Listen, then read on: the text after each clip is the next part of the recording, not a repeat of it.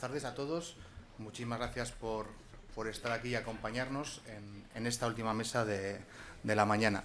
Yo soy Gaisca Fernández Soldevilla, historiador y responsable de investigación del Centro Memorial y Víctimas del Terrorismo, y estoy aquí solo como moderador de esta mesa, pero me gustaría hacer una pequeña introducción histórica, porque si hemos visto a lo largo de la mañana ejemplos de dictaduras de corte comunista, aquí vamos a hablar de otra cosa, que está relacionada, pero no es exactamente lo mismo, ¿no? Vamos a hablar de bandas terroristas clandestinas. Y me gustaría recordar, por eso, para empezar, un poco echar la mirada atrás y ver cuándo empezó este terrorismo de corte revolucionario, como se ha llamado aquí, o terrorismo de extrema izquierda. Tenemos en el 66, el 7 de mayo del 66, el primer asesinato en Irlanda del Norte, en Belfast, un grupo de lealistas que tiraron un cóctel molotov contra la casa de contra una casa que había católicos. Ellos querían matarles, pero por error, que es lo que suele ocurrir cuando utilizas armas de asesinato, la que murió no fue una católica, es una mujer protestante, Matilda Gold, una mujer de 77 años.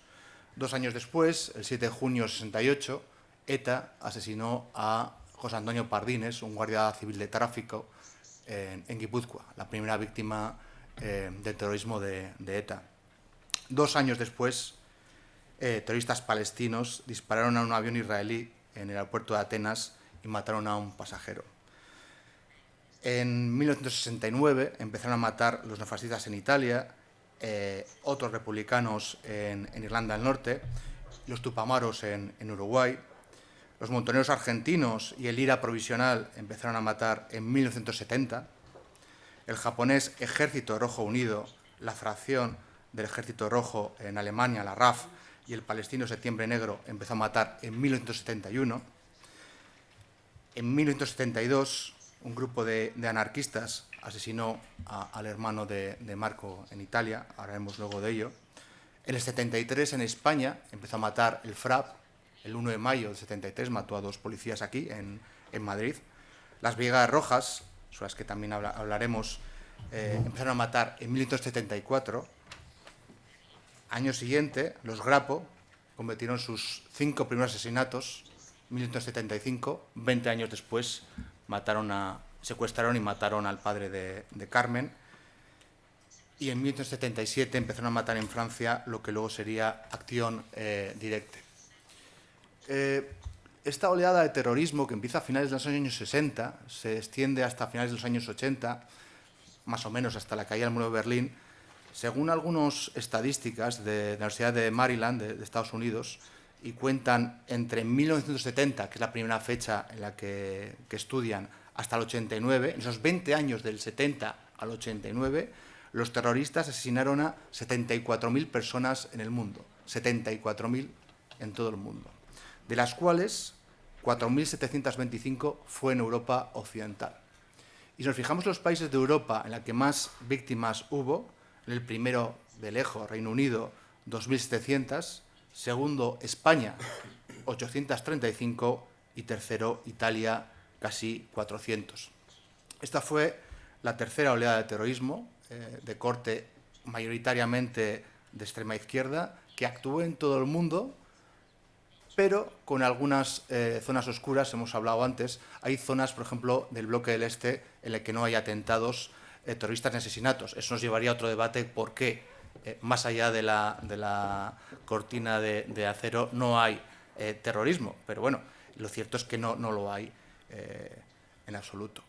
Y estos grupos, que como hemos visto, pueden tener inspiración maoísta, inspiración trotskista, guevarista, algunos lo mezclan con nacionalismo radical, como es el caso de ETA, y también hay neofascistas, aunque en menor medida, actúan en todo el mundo, utilizan los mismos métodos, comparten también los mismos odios, el odio a la democracia, el odio al capitalismo, el odio al poder, y tienen una música común, ¿no? Aunque toquen melodías diferentes, el fondo, si nos acercamos, es muy, muy parecido. Y por eso me gusta recordar una cita de ETA político-militar del 76, ¿no? Que es una de las veces que yo creo que un terrorista ha sido más sincero con lo que hacía. Y la cita es literalmente esto, abro comillas: desde el punto de vista estrictamente técnico-militar, la práctica revolucionaria armada no se diferencia en nada del terrorismo fascista. Y esto los decían alguien que se consideraba que estaban haciendo la práctica revolucionaria armada y admitían que lo que hacían pues era exactamente lo mismo que el fascismo. Bueno, este terrorismo que ha golpeado todo el mundo ha golpeado en Europa, como os he dicho, algunos países con especial saña. Y aquí tenemos en esta mesa a 3 personas que nos van a hablar, cada una de ellas, de uno de esos países. Empezaremos a la persona que está encabezando la mesa con Alemania, con el caso de Alemania. Ricardo Martín de la Guardia es catedrático de Historia Contemporánea en la Universidad de Valladolid desde 2007 y catedrático Jean Monnet de la Comisión Europea de Historia de la Integración Europea. Ha sido director del Instituto de Estudios Europeos, del Centro de Excelencia Jean Monnet, de la Universidad de Valladolid, y ha sido profesor de distintas universidades europeas y americanas. Esto es un resumen muy sintético de su extenso currículum, pero la cosa es escuchar a Ricardo. Y ha escrito libros relacionados con la historia reciente de Alemania que le recomiendo vivamente. Por ejemplo, Historia Contemporánea de Alemania, Konrad Adenauer, artífice de una nueva Alemania, impulsor de una Europa unida, y por último, La caída del muro de Berlín, que ha sido publicada en 2019.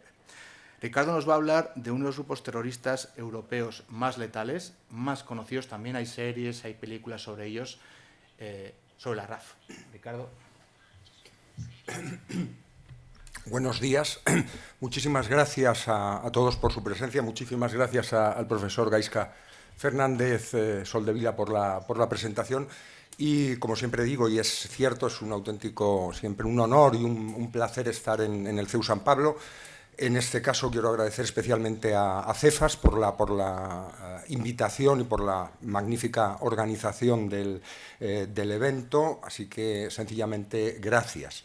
En efecto, en estos minutos que tenemos para poder dar pie al debate o a las preguntas o a la conversación, voy a centrarme, en efecto, en uno de los grupos terroristas que surge, como no, en torno a los años 60, en este caso digo en Alemania, uno de los grupos terroristas, el más conocido. Además es interesante en relación con lo que se ha dicho hoy también a lo largo de la mañana, la relevancia mediática que tuvo la Gotha, la fracción del Ejército Rojo, que fue conocida también popularmente como la Baader Meinhof, por dos de los líderes más importantes de la banda terrorista. Un impacto mediático que desde luego traspasó con mucho Alemania, traspasó con mucho Europa, también por sus propias inclinaciones políticas, y que tuvo, curiosamente, lo he podido seguir, una relevancia importante en América Latina, en África, ¿no? Como un faro, entre comillas, para todos los movimientos revolucionarios de izquierda y muy especialmente para las bandas terroristas, ¿no? Nace en 1970. Fíjense que se había producido, claro, en Alemania un cambio muy importante en 1966, después de largos años, después de que se crea la República Federal Alemana. Los cristiano-demócratas pierden en las elecciones, gana el SPD, pero durante 2 años socialdemócratas y cristiano-demócratas gobiernan en una gran coalición. A partir de 1969 y hasta el 82 ya va a ser una coalición entre el Partido Liberal y los socialdemócratas los que gobiernan en la Alemania. Digo que es un cambio relevante en esta historia reciente de Alemania, porque en esos primeros años, desde el 66-67 y sobre todo hasta la crisis del 73, se producen cambios importantes tanto en la política económica alemana como en la política exterior, la Ostpolitik, esa política hacia el este de Europa, que acaba con la hostilidad, cuando no el enfrentamiento directo, entre Bonn y Berlín Este, una cierta relajación y una normalización de las relaciones, acabando con la doctrina Hallstein. El inicio de una auténtica crisis política o crisis ideológica, fruto para muchos, de la crisis que se produce con el fin de esa política de consenso de posguerra, de finales de los años 40, se había producido esa larga época de Adenauer, el milagro económico alemán, pero ya hay una generación que llega a la universidad alemana. Recordemos una universidad, como en el caso de Francia o de España, todavía en 1960-1961, con muy pocos alumnos, para un país de unos 60 millones de habitantes entonces, unos 300.000 alumnos universitarios que no han vivido la guerra, que han vivido ya, se han visto favorecidos por ese crecimiento alemán y que, por ese crecimiento económico alemán, y que llegan con unos pensamientos, unos planteamientos a la universidad que comienzan a ser críticos, ¿no? Ahí está la influencia de la de la escuela de Frankfurt, la irrupción de la nueva izquierda, ese final de los años 60, por supuesto el mito del 68, que hace que, frente a una sociedad alemana, algún autor, el propio Klaus Hofe, hablaba ya de una cierta pasividad.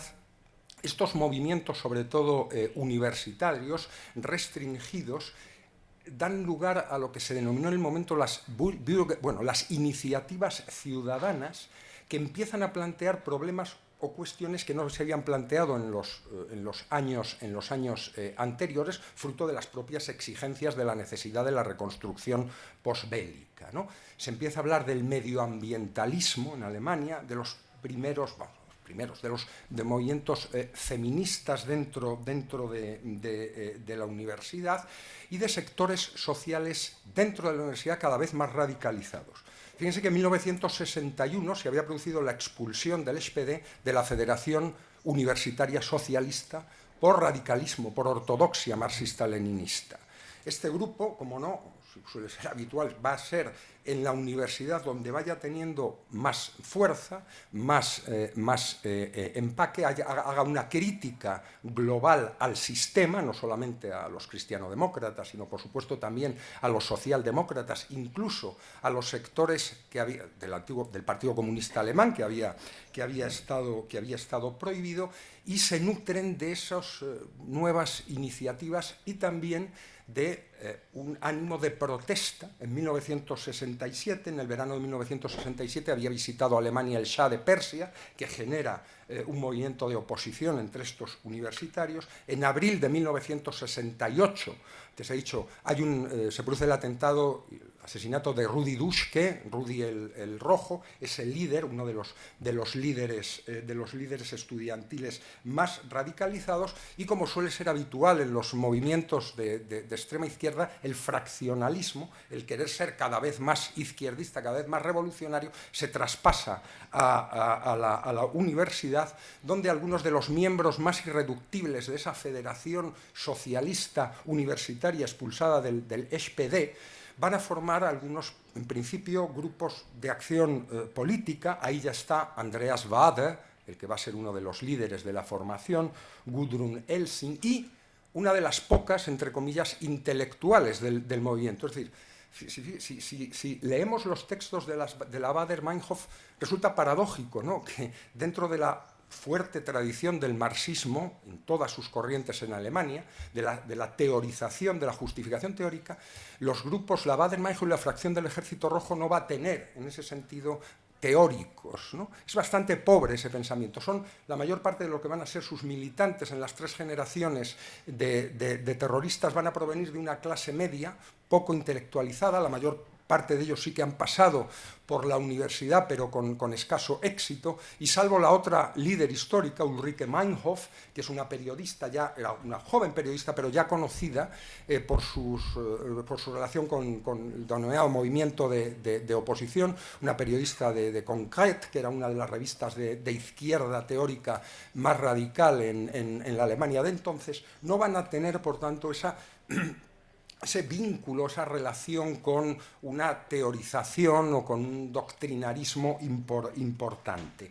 El aislamiento, insisto, fracciona, y ya después de que algunos de estos miembros de estos grupos hubieran protestado por supuesto, contra el Shah, dan, digamos, un salto con la quema o el intento de quema de 2 grandes almacenes en Alemania, en Karlsruhe y en Berlín, Son detenidos, el propio Baader, etcétera, pero esto ya es el germen de un grupo que va a lanzarse a la vía armada, con otros pequeños grupos muy del momento. Fíjense, y puede ser anecdótico, pero otro de los sectores del movimiento 2 de junio, que va a ser otro movimiento terrorista pequeño que luego se subsumirá en las Baader-Meinhof, su líder era un joven, Bomi Baumann, que hoy diríamos, si me permiten el vulgarismo, sería una suerte de ocupa.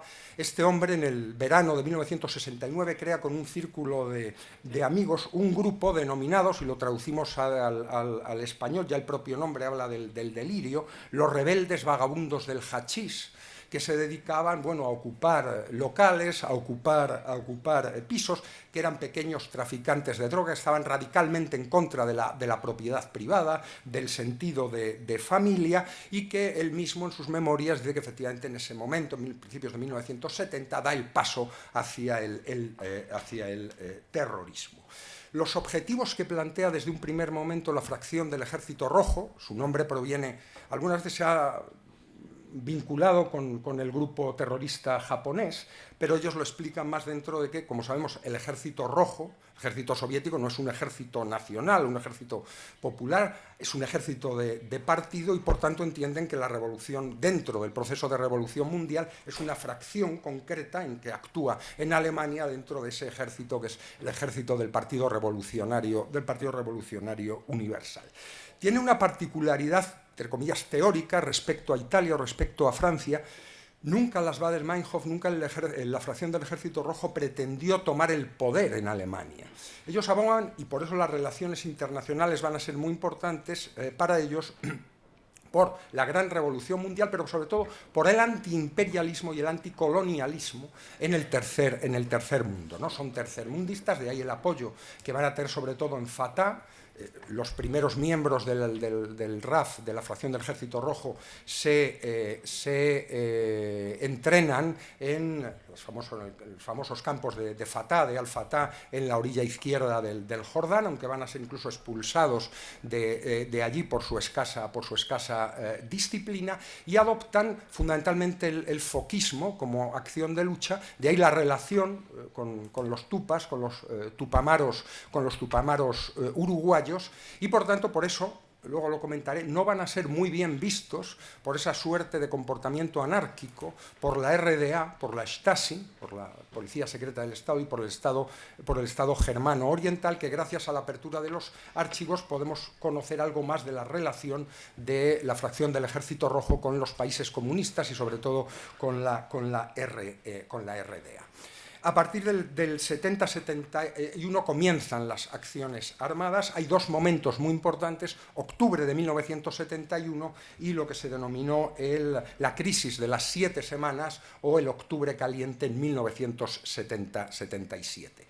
¿Cuáles son sus objetivos? Golpear fundamentalmente las instituciones económicas y políticas del Estado. El primer atentado es en octubre de 1971, entre el 71 y el 72 es cuando se produce el asesinato del presidente de la Corte Suprema de Berlín, la ocupación de la Embajada de la República Federal de Alemania en Estocolmo, la ocupación de la sede de la OPEP en Ginebra, y algunos asesinatos selectivos. La policía alemana actúa muy rápidamente. La primera generación, Baader, Elzling, Ulrike Meinhof, son detenidos en el 71-72, y eso hace que haya en el año 73, 74, 75, una menor actividad, hasta que se suma una segunda generación de terroristas al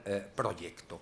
Y digamos, esa segunda generación es la que actúa radicalmente en 1977. Se asesina nada más y nada menos que al fiscal general del Estado, después de una después de 43 días de secuestro al presidente de la Confederación de Industriales Alemanes, Schleyer, se le asesina. Y fíjense, tiene lugar un elemento muy importante para la evolución posterior de la RFA y de la acción política y policial alemana, ¿no?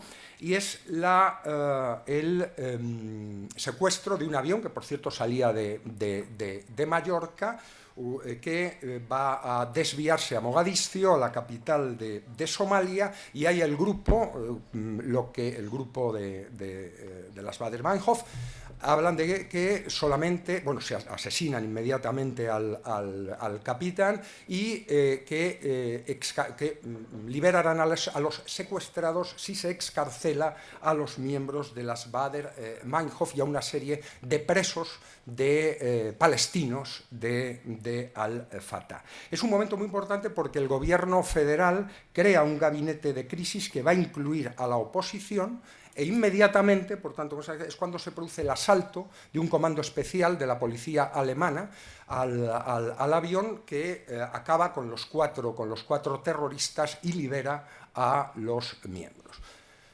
2 días después aparecen muertos en la prisión de Stammheim, una prisión que se había construido en 1961, la primera prisión de alta seguridad alemana, que en 1974 se había reformado precisamente una de sus salas para que estuvieran allí los presos de la RAF. Va a ser en esta prisión donde se van a hacer los grandes juicios para los miembros de la fracción del Ejército Rojo. Y aparecen muertos en una mañana Andreas Baader, Karl-Georg Raspe, que había sido otro de los líderes históricos, y Andreas Baader. Un año antes había aparecido también suicidada, teóricamente, Ulrike Meinhof. Con lo cual, insisto, nunca se ha sabido qué ocurrió verdaderamente, ¿no? En principio sorprendente, ¿no? El suicidio simultáneo de los 3 de los líderes históricos a los que se pretendía precisamente excarcelar o salvar con ese secuestro del avión, y muy pocos meses después otro de los líderes, Karl Rudolf Schleyer, aparece también asesinado, ¿no? Aparece muerto, ¿no? Es, insisto, muy significativo gabinete, es decir, en el que el 90 y tantos %, por tanto, del Parlamento alemán y del gobierno aprueba la acción de la policía alemana en Mogadiscio, y la aparición de estos sangrientos terroristas suicidados en la prisión.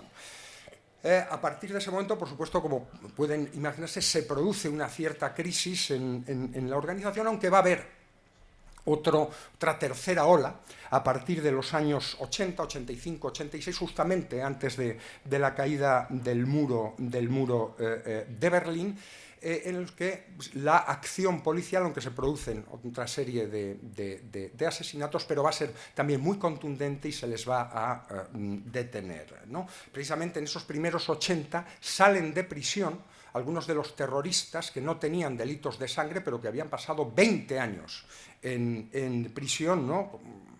Morgana Hauptmann, una dirigente de la fracción del Ejército Rojo, que había estado 21 años, aunque no había tenido delito de sangre, pero evidentemente por delitos de terrorismo, lo digo por comparación con otros países, ¿no?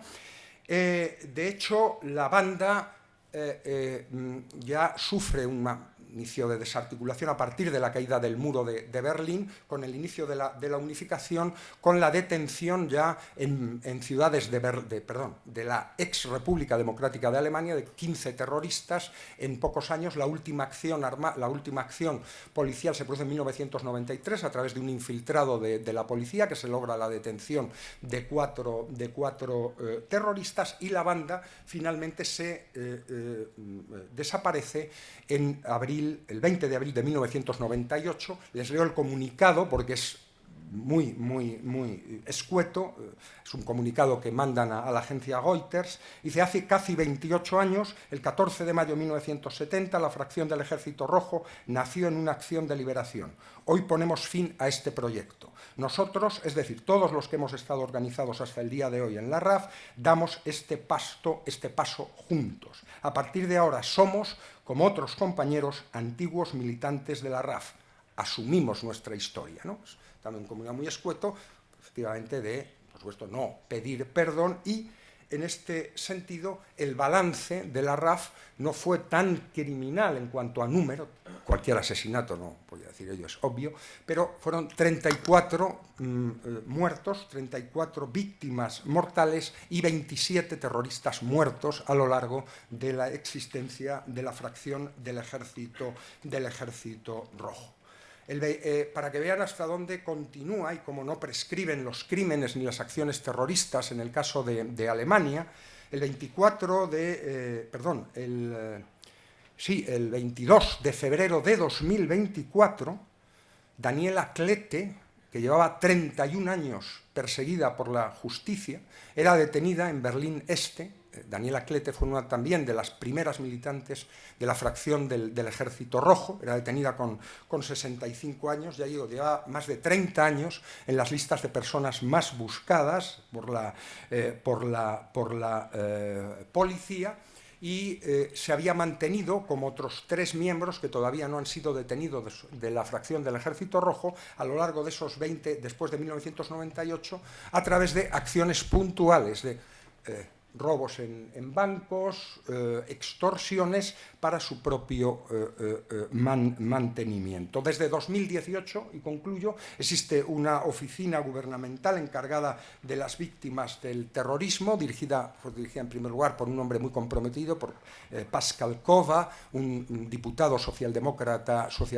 alemán muy comprometido, digo, con la lucha antiterrorista, y precisamente la ministra del Interior alemana, como sabemos, desde el 11 de marzo se celebra el Día Nacional de Recuerdo de las Víctimas de la Violencia Terrorista. El 11 de marzo de este año, de 2025, recordó precisamente en el acto en Alemania, en Berlín, la detención de Daniela Klette, y dijo la ministra: el Estado constitucional sigue y seguirá persiguiendo a los terroristas en la clandestinidad, incluso después de décadas. No pondremos fin a la persecución de los asesinos. Yo creo que no se puede decir nada en menos tiempo y con más claridad. Bien, creo que me he sometido al tiempo, ha sido un flash, espero que les haya podido en la medida de lo posible ilustrar, y por supuesto luego estoy abierto a preguntas, a cuestiones, a todo lo que crean necesario. Muchísimas gracias por su atención.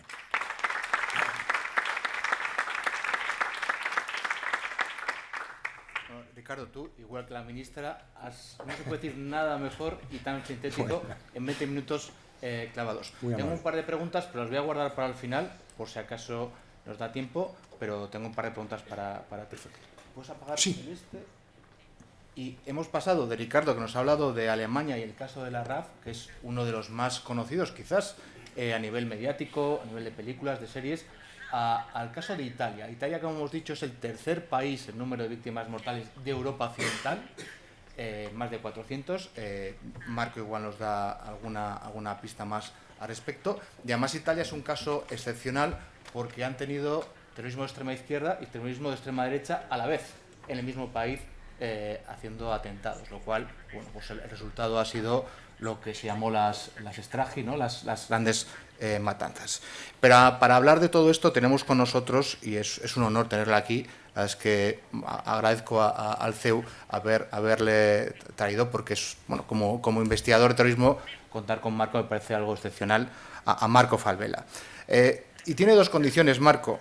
Una es que es el hermano de Carlo Falvella.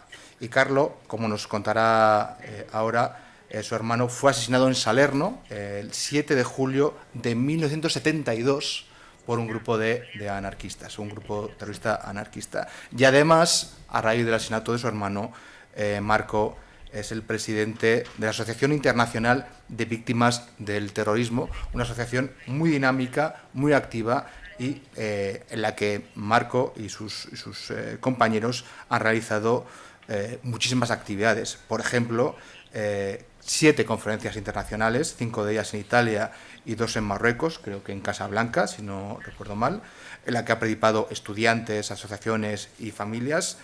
Y bueno, sigue luchando por la memoria y el reconocimiento de las víctimas de terrorismo, no solo en Italia, sino en todo el mundo. Él me ha remarcado que no es un intelectual que va a hablar desde otra óptica, y yo creo que esa combinación va a ser muy valiosa. Así que adelante, caro Marco.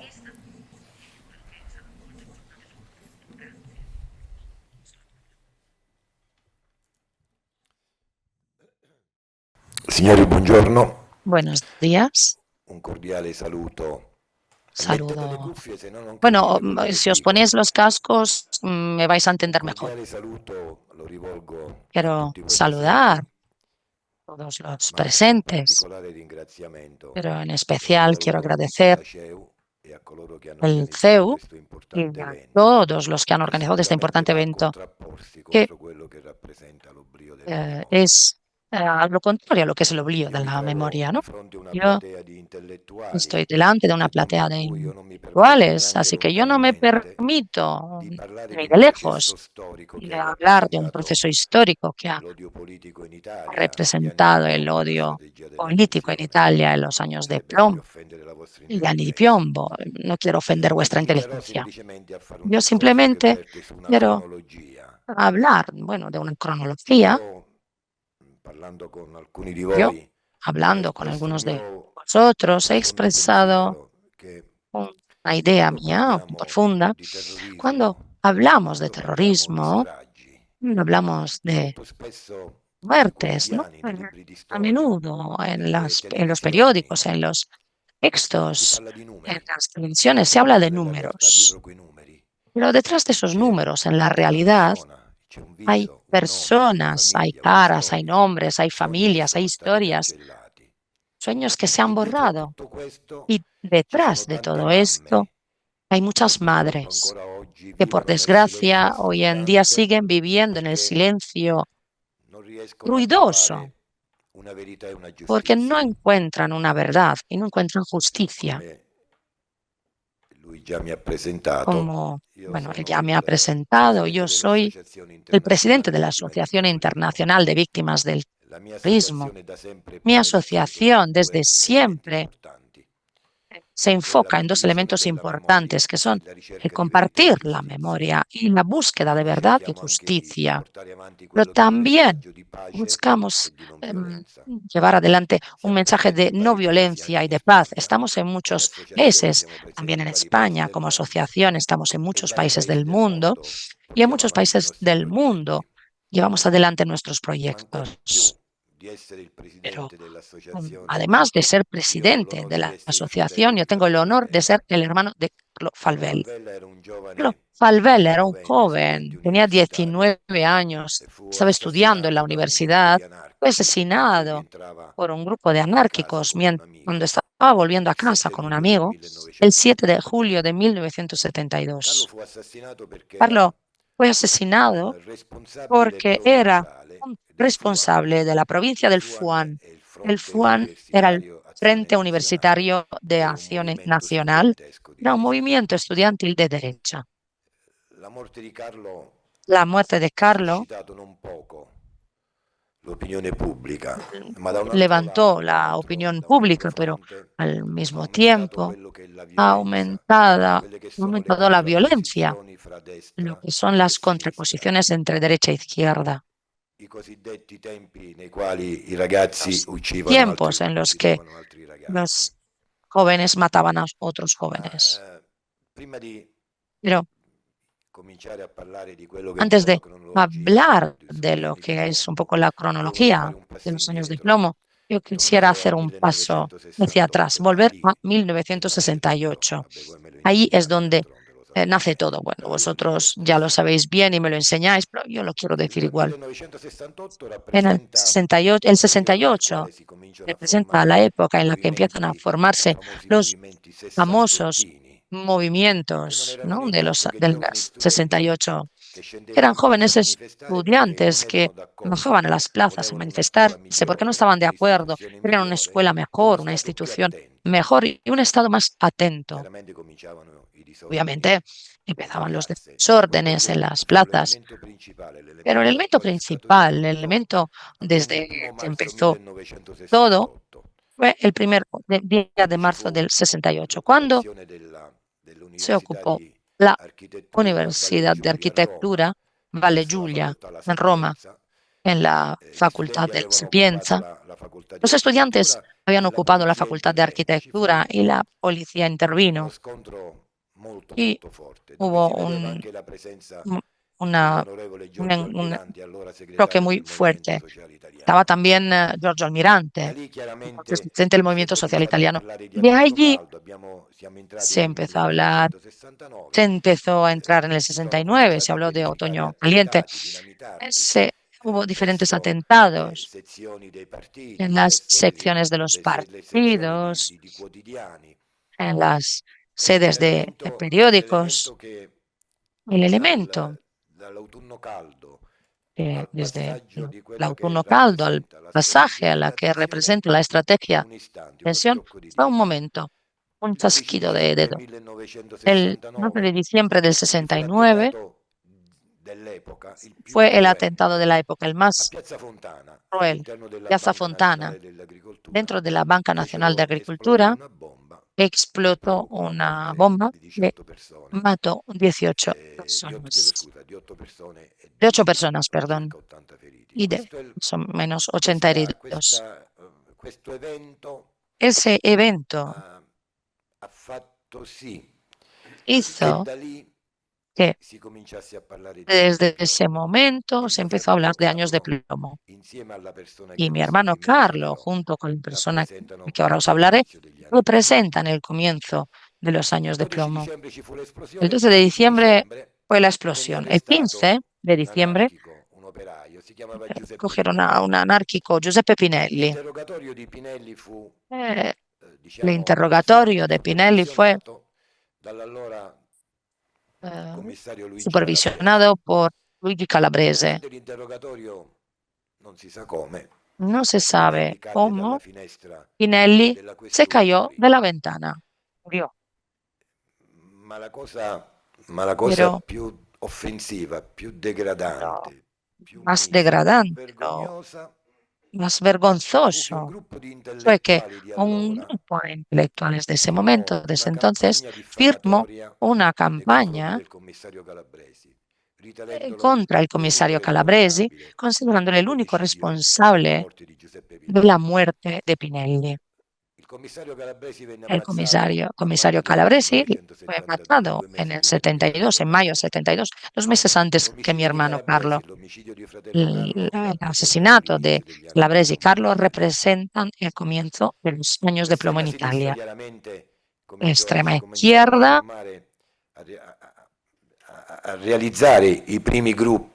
organizó los primeros grupos terrorísticos. La extrema izquierda, que no la conoce, nacieron le Brigate Rosse. En la extrema derecha, los NAR, núcleos armados revolucionarios. Pero desde cierto punto de vista, la izquierda era mejor organizada respecto a la derecha. La derecha era un poco más simple, ¿no? Los intelectuales estaban a la izquierda. Esto lo demuestra un caso emblemático, el secuestro de Aldo Moro, presidente de la Democracia Cristiana. Aldo Moro fue secuestrado el 16 de marzo del 78 y el secuestro, durante su secuestro se mataron, fueron asesinados 5 hombres de su escolta. Moro fue prisionero 5 días de las Brigate Rosse. Aldo Moro presidente del Partido Comunista y el presidente comunista italiano Berlinguer intentaban crear el compromiso histórico, una fusión entre democracia cristiana y Partido Comunista. En esos 55 días de secuestro, Moro, las Brigate Rosse pidieron que se liberasen muchos terroristas detenidos en las cárceles italianas. Entre estos había dos que eran importantes para ellos. Eran los fundadores de las Brigate Rosse, Renato Curcio, uno, y Alberto Franceschini. Pero entre los fundadores de la Brigate Rosse estaba también Maracagol.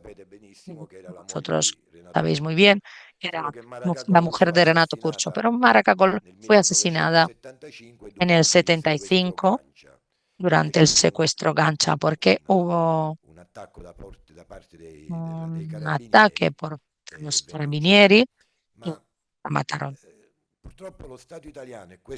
Por desgracia, el Estado italiano, y esto ha dado muchas dudas, el Estado italiano no aceptó ninguna forma de compromiso, no aceptó ninguna condición. Demuestra el hecho que 55 días después, el 9 de mayo, el cuerpo de Aldo Moro obviamente se encontró muerto en un Renault rojo encontrado en un vehículo en Roma. Le mataron, que las Brigate Rosse no le aceptaban, le consideraban un traidor por el compromiso histórico.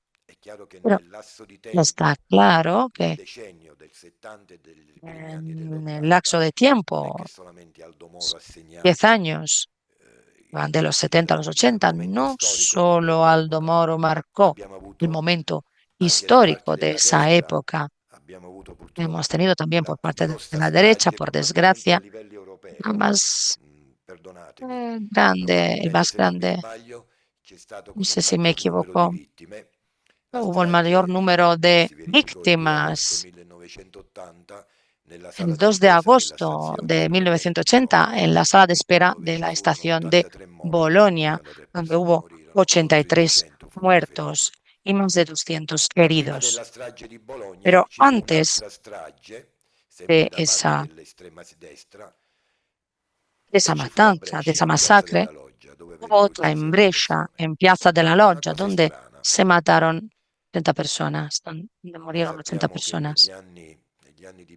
En los años de plomo, en los años 70, todo estaba como desviado, tampoco lo que comíamos estaba bueno. Había policía, servicios secretos, un Estado estaba desviado. Y han llegado a compromisos con los terroristas. Por ejemplo, para lo que pasó en Bolonia, se encontró en los NAR un culpable. Fioravanti, Francesca Mambro fueron juzgados y otros elementos. Tenemos que considerar que Mambro y Fioravanti, líderes fundadores de los NAR, fueron condenados a 124 años de cárcel y 8 Mi pare che dopo circa 17 o 16 anni cadenas perpetuas. Luego los liberaron después de 7 años, 10 años. Lo que me hace pensar es que en los NAR encontraron un culpable, pero ¿por qué? Porque hoy en día, en 2025, hay procesos en relación con esa matanza, masacre de Bolonia. Otra pregunta es ¿por qué el Estado italiano no ha hecho nada para salvar a Aldo Moro? Entonces empezamos a entender el cuadro general de esta historia no es muy claro. Luego, lo que más ofende es que hoy nosotros vemos, bueno, se me olvidaba un detalle. y es fresco, ¿no? Este detalle.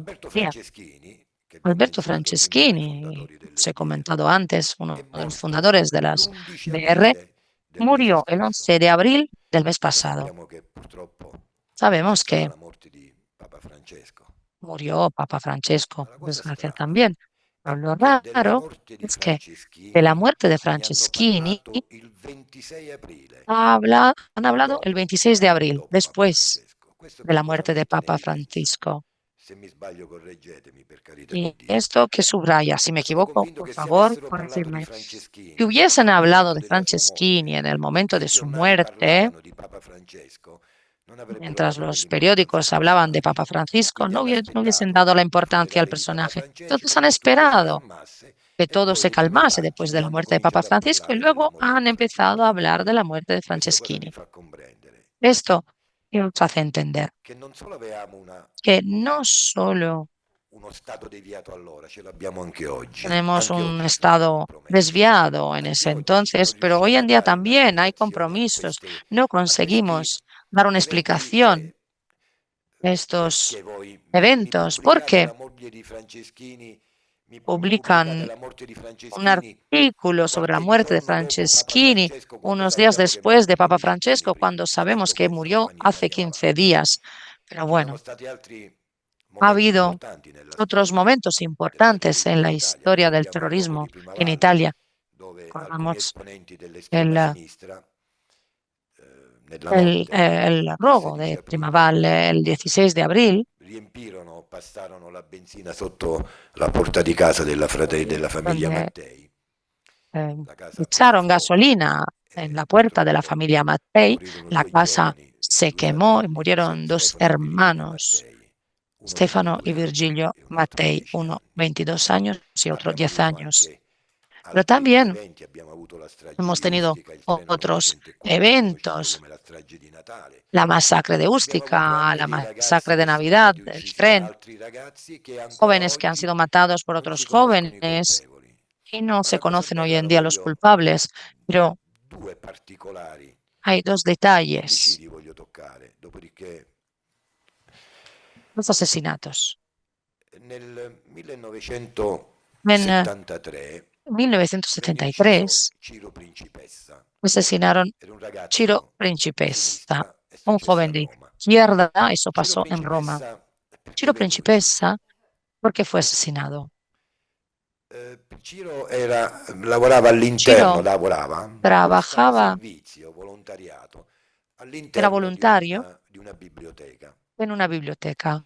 Un día se presentó en esta biblioteca, se presentó un día un joven, empezó a mirar entre los libros, cogió los libros y huyó. Ciro no podía aceptar esto y fue, esta persona, bajaron las escaleras, le alcanzó en la calle, se dio la vuelta y le acuchilló, matándole. Este joven asesino no fue a la cárcel porque se le declaró incapaz de intención y de voluntad. Era el hijo de Stefano Delle Chiaie. Era l'ahijado di Stefano Delle Chiaie, que junto con Giulio Valerio Borghese intentaron el golpe de Estado 6 y 7 de diciembre del 69. El golpe de Estado no salió y Borghese llegó aquí, en esta tierra maravillosa que es España, donde murió en el 74. Pero mientras, Delle Chiaie alcanzó il príncipe borghese, empezaron a empezó a hablar con Franco y se llegó hasta Chile, donde no sé por qué había vínculos, y este era Stefano Delle Chiaie. Y el último strano episodio, poi un giorno mi darei una episodio spiegazione su curioso tutto questo. Poi l'ultimo strano episodio riguarda un giovane, si chiamava tiene Emanuele que ver con Zilli, un un giovane di joven, destra. Emanuele Zilli, un joven de Emanuele derecha, Zilli fu ucciso a Pavia nel fue 1975. asesinado en Pavía en el Fu ucciso 75 A Pavia, fu colpito alla testa y con delle chiavi le enormi, golpearon chiavi la inglesi. cabeza con las llaves enormes. Non si conosce un processo, non si conosce No hay giustizia, ningún ma proceso, no hay Emanuele Zilli justicia. era sul Zilli motorino. Emanuele estaba Zilli è en su morto moto perché era un giovane di y destra. murió porque era un joven de derecha. Emanuele Zilli è morto perché cadendo col Murió motorino porque ha cayendo sbattuto con con la la testa moto sul parafango di golpeó un'automobile. contra Apro un una coche. parentesi. Abro un L'esame paréntesis. autoptico di El Emanuele examen que Zilli se è hizo stato fatto dallo de stesso Emanuele Zilli medico che ha lo hizo el fatto mismo l'esame médico autoptico a Benito Mussolini. que hizo la Il autopsia a risultato Benito dell'esame Mussolini. era El resultado che del aveva examen de la grosse autopsia era que contusioni al tenía centro della testa, è morto golpes per en el emorragia centro interna e de per la frazione cabeza, della scatola cranica. tuvo hemorragia E interna per morire come è morto, y para morir como ha muerto, se vogliamo relazionarla a una semplice caduta, si doveva queremos cadere in vincular modo esto a una simple perpendicolare caída, almeno da tenía que 5 haberse metri. caído de Quindi la forma dimostrazione perpendicular desde tangibile che 5 Emanuele metros de Zilli fu altura. assassinato. Así que esta es la demostración Però anche y questo fue rientra un po' asesinato. nelle varie deviazioni che ci sono state. Pero esto, Io ritengo una cosa, ye- io potrei parlare con voi fino a yo domani podría mattina hablar e con continuare vosotros hasta mañana por la mañana y seguir nel nostro processo a quello che è stato con il nuestro terrorismo in proceso a lo que Italia. fue el terrorismo Però è en importante Italia. che noi Pero es importante que condividiamo la memoria di questi giovani che non ci sono compartamos la più. memoria de estos jóvenes que ya no E, están. e non mi metto a parlare della Y dottrina no me pongo a Mitterrand hablar con i de la terroristi che sono doctrina rifugiati Mitterrand con ancora los oggi, della Lega dei terroristas Rosa in que Italia e vivono están hoy felicemente en e día serenamente a Parigi. felices Non en vado oltre a París. parlare di No queste voy a cose. hablar de esto. Eh, Però io ritengo, e voglio Pero yo, concludere, stavo dicendo, bueno, ecco, creo ogni y tanto mi quiero, devio, bueno, concluir a veces. stavo dicendo che Estaba dovremmo diciendo que portare avanti appunto il messaggio della tendríamos que condivisione della memoria. E voglio concludere compartir con una memoria. frase Y quiero cerrar con una di un frase poeta poeta tedesco che alemán diceva: que beati decía, quei popoli che non hanno bisogno di eroi. Grazie. Beati los pueblos que no tienen necesidad de héroes. Mille grazie. Pasamos de Italia a España, un país que acumula más de 1.400 víctimas mortales y en el que ha actuado una banda terrorista que es ETA, que es más de 800 muertos, que en cierto modo ha opacado o ha ocultado que además de ETA operaron en España muchos otros grupos, ¿no? El principal, con mucha diferencia, son los Rapo. Los Rapo fueron el brazo armado del que se dotó el Partido Comunista de España reconstituido o revolucionario, el PCR, que empezó a matar los Rapo en 1975, es decir, hace 50 años. La primera víctima fue en agosto. El 1 de octubre, que es de donde toman el nombre, mataron a 4 policías y a partir de entonces mataron, según la obra de Carmen Landero de Guevara, a 93 personas, lo cual les convierte en unas bandas terroristas más letales, no solo de España, sino de Europa, incluso más que las Brigadas Rojas o mucho más que la RAF, ¿no? A pesar de lo cual, como repito, han sido olvidados por los medios, por la academia, por la sociedad en general. La última víctima mortal de los Rapo data de 2006, o sea, hace 19 años mataron por última vez. Lo que pasa es que lo hemos olvidado. Y hay que recordar también que los Rapo no tienen un comunicado de fin, nunca se han autodisuelto oficialmente, siguen al menos muchos de ellos en la cárcel y otros como su jefe, el inefable camarada Arenas, que acaba de salir pues ya en la calle.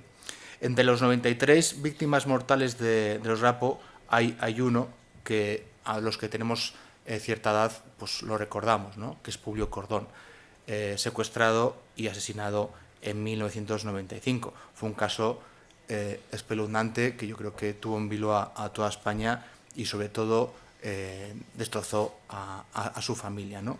Y para hablar del caso de Publio, hemos traído a la persona una de las personas que más cerca de él estaban, a Carmen.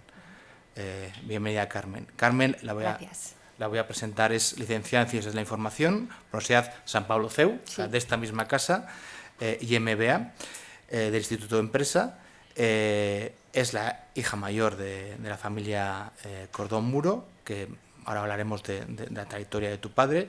Además, eres una empresaria en activo que fundaste en 2013 junto a tu marido Ignacio la cadena española de hoteles Hidden Hotels, y tienes un libro publicado en 2009 sobre la historia del secuestro de tu padre, que se llama Historia de un secuestro, y es de los pocos libros que hay referidos a los Grapo, que también es significativo.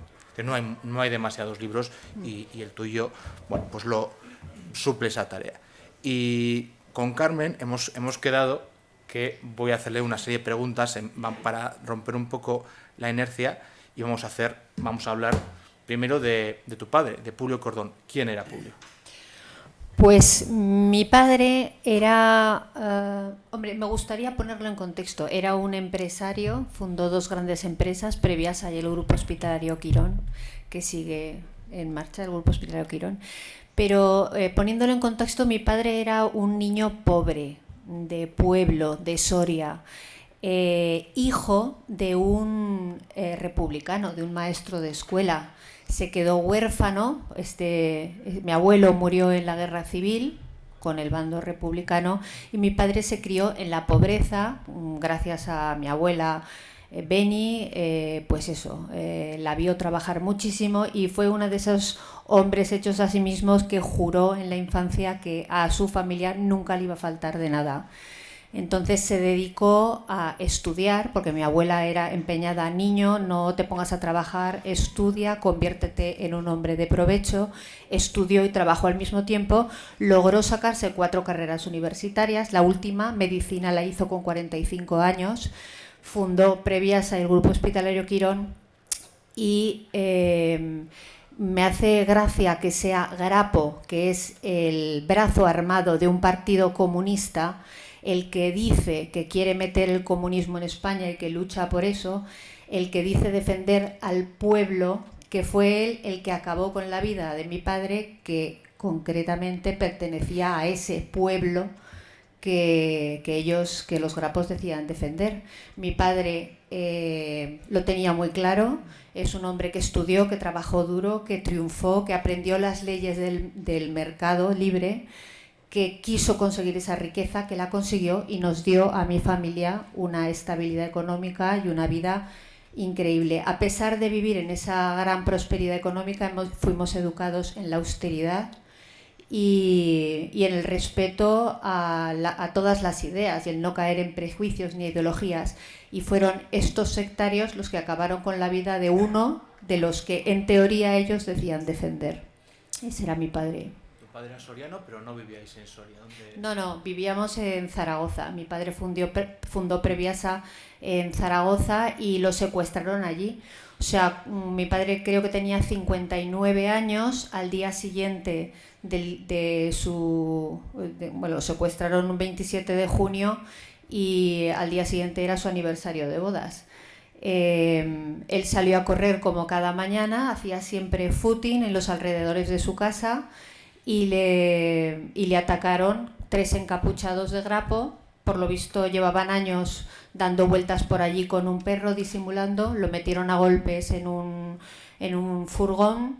Él intentó, según cuentan en los juicios posteriores, intentó negociar con ellos, intentó llegar a un pacto inmediato: os doy dinero en casa, podéis dejarme, no diré nada a nadie.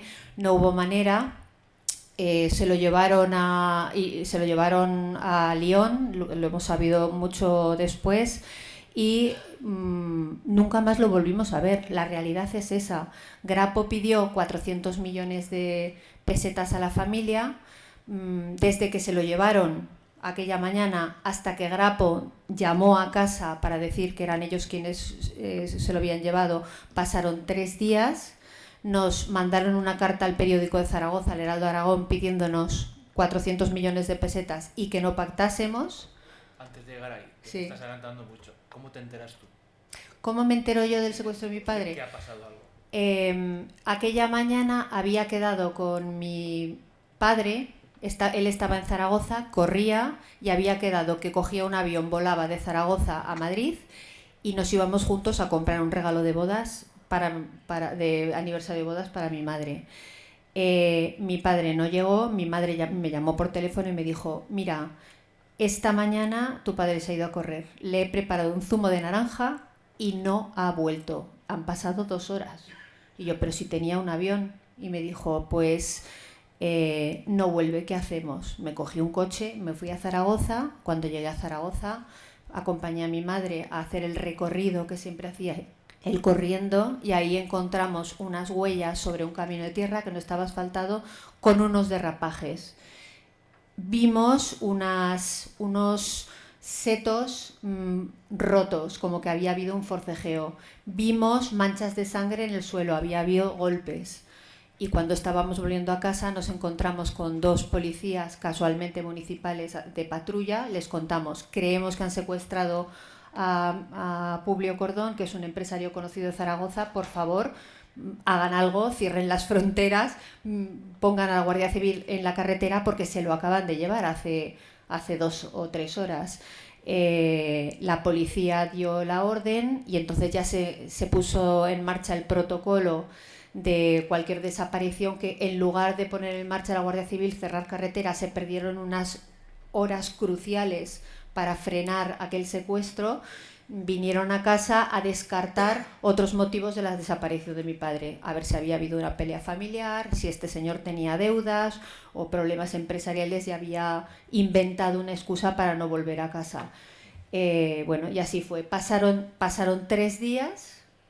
La noche y el día mi padre no volvía, y un día estábamos comiendo en casa, sonó el teléfono y nos dijeron, habla con el grupo revolucionario 1 de octubre, antifascista 1 de octubre, nosotros tenemos a Publio Cordón, si quieren volver a verlo con vida, lo hemos retenido para que salde sus deudas con el pueblo oprimido.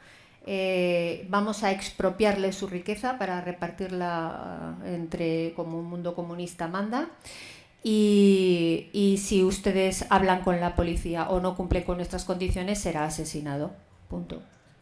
Entiendo que una noticia de que la confirmación de vuestros peores temores, ¿no?, que había sido secuestrado por una banda terrorista, os dejó en shock, porque no era algo que tendríais...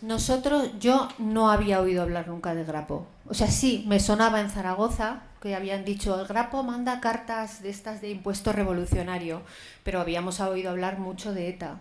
Entonces, en mi casa ya teníamos Previasa, era una empresa a nivel nacional con oficinas por toda España, y lo primero que hicimos fue irnos a las oficinas del País Vasco para, a través de personas de allí que podían tener contactos en Errico Tabernas o contactos con ETA, preguntar si ETA sabía algo, si habían sido ellos, si conocían a Grapo. O sea, investigamos aquello, nos dijeron que ETA no había sido, nos dijeron que tenía que haber sido otra banda terrorista, y cuando Grapo confirmó que eran ellos, lo que nos dijo la policía es que teníamos muy mala suerte porque en el fondo eran una banda mafiosa con muy poca organización y muy poca capacidad de mantener con vida a un secuestrado.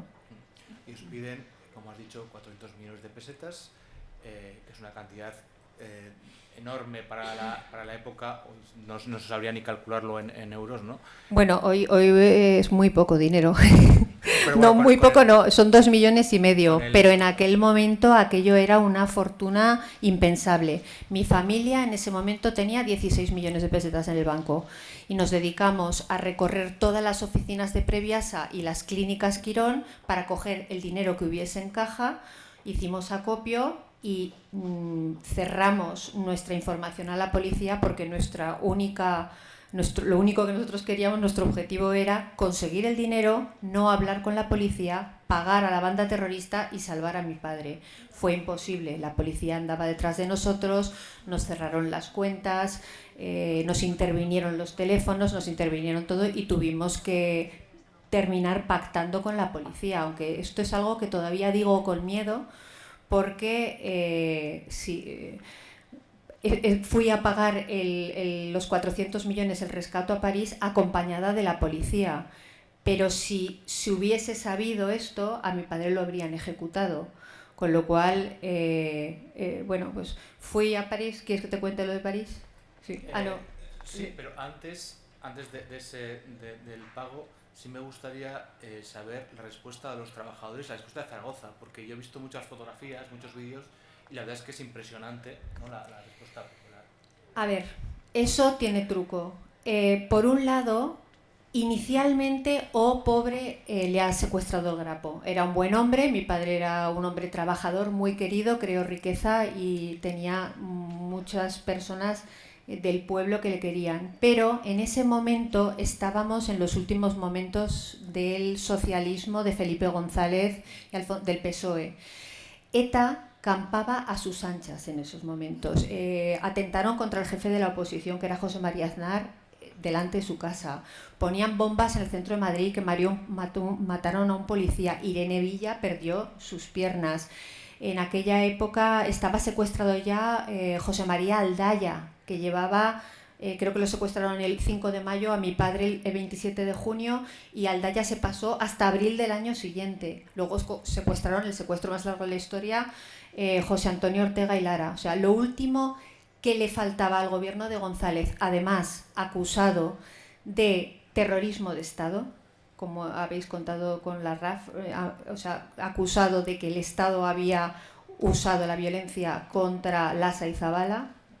En ese momento el PSOE no quería admitir que había otra banda terrorista con potencia suficiente y estructura suficiente para secuestrar a un hombre, que era mi padre. Entonces se dedicó a soltar bulos y a negar la mayor, y era que a mi padre lo había secuestrado el grapo y el grapo existía.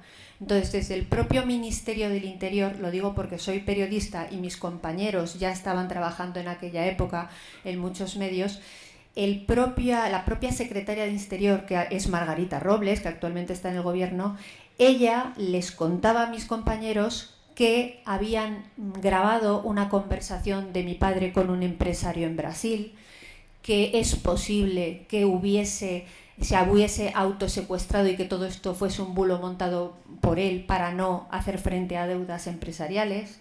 O sea, el propio gobierno no quiso admitir nunca que Grapo existía. ¿Qué hicieron? Destrozaron la reputación de un empresario y un gran trabajador. La compañía de mi padre era una empresa de seguros, de vida, de jubilación y de asistencia sanitaria. Los ahorros de vida y jubilación de la gente, desde luego, están basados en la confianza de su líder.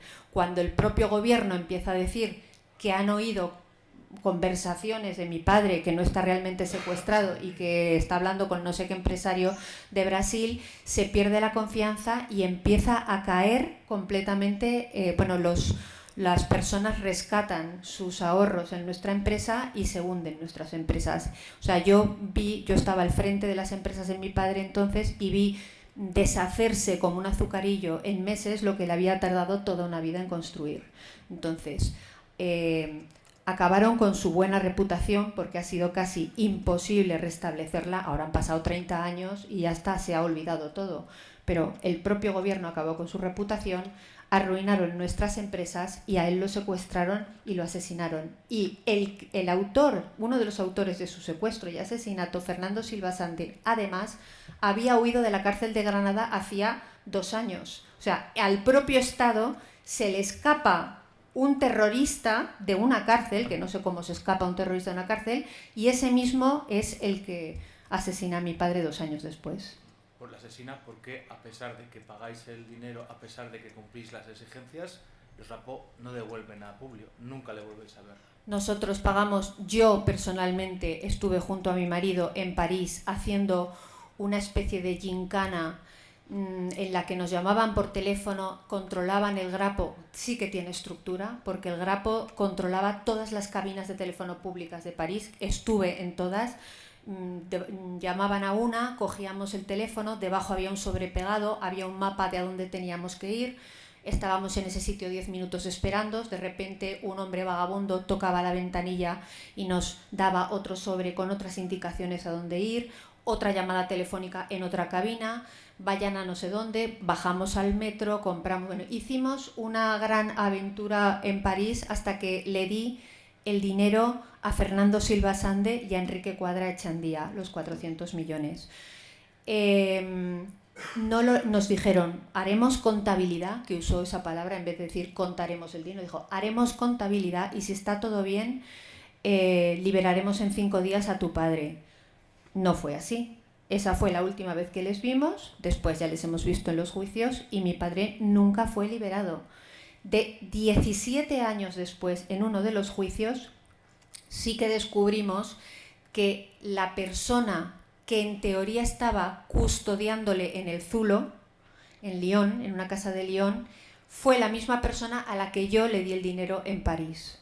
Con lo cual tú sabes que el que está vigilando a un hombre secuestrado no puede estar yendo a París a cobrar un dinero.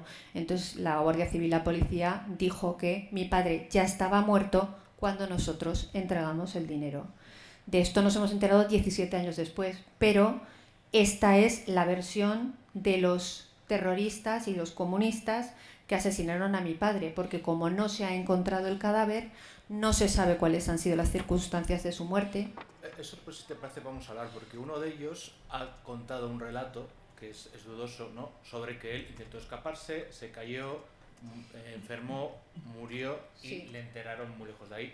Se fue a intentar hacer la prueba de que estaba y no estaba ahí, ¿no? Vosotros no creéis en la fiabilidad de este relato. Bueno, para nada.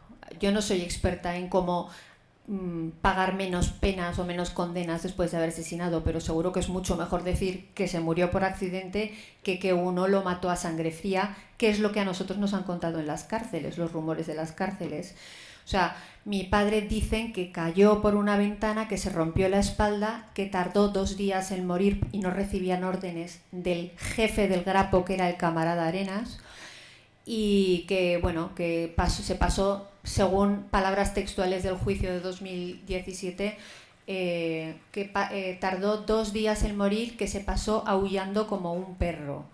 Así hablan ellos de mi padre. Una vez muerto, el terrorista que intenta colaborar con la policía para tener menos años de condena, dice que murió, lo metieron en un maletero y se fueron a 300 kilómetros al sur a un monte muy popular en verano, que es el Mont de Ventoux, donde tú sabes que por ahí hay una etapa de la Vuelta Ciclista, que a las 7 de la mañana salieron con mi padre, que llegaron a las 10, que hicieron un agujero, no sé si alguien aquí se ha puesto alguna vez a cavar la piedra para meter, o sea, eso es imposible hacerlo sin herramientas en menos de 5 o 6 horas, que metieron el pico, el cadáver, enterraron con la pala y que luego se marcharon y que cobraron el rescate.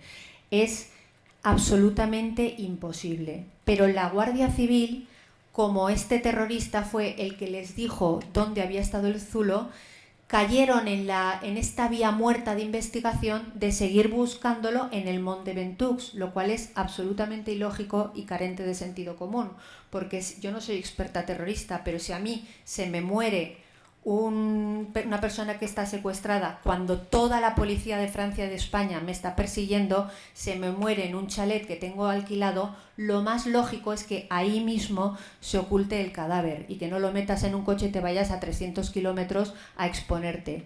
La familia considera que se debería, en el sitio donde está el Zulo, ahí se debería excavar y mirar si hay movimientos de tierra y si está ahí el cadáver de mi padre.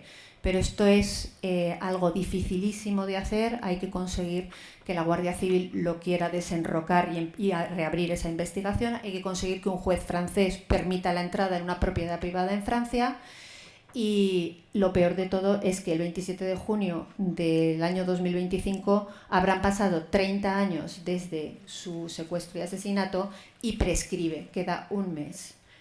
O sea, tenéis la certeza de que si no hay ninguna actividad nueva en el sumario, se cerrará y por tanto nunca... Dentro de 1 mes prescribe el caso de mi padre y el Estado no destinará más recursos a la investigación de qué sucedió con él. ¿Qué ha pasado con eso? Pues como el caso de Marta del Castillo. No hay cadáver, no se les puede acusar de asesinato. Ninguno de los apresados, que no fueron todos los de la banda que participaron, ninguno de los apresados por la Guardia Civil ha cumplido condena por el asesinato de mi padre. Y añado otra cosa, son herederos, son comunistas. O sea, es que he estado oyendo todas estas jornadas sobre el comunismo. Son comunistas y blanquean lo que hicieron, y les interesa que todo esto no se diga, no se sepa, no se remueva, porque tenemos un gobierno muy débil, muy famélico de poder, que necesita de comunistas para seguir mandando, de supremacistas catalanes y saltarse la ley para que sigan mandando, que tenemos el blanqueamiento de las víctimas de ETA y a Bildu decidiendo sobre líneas básicas de la gobernabilidad de España, y hoy en día se sigue blanqueando al comunismo, al terrorismo, y para que los gobiernos actuales continúen dictando. Pues muchísimas gracias, Carmen. Gracias. Tú también has sido Un placer. Gracias.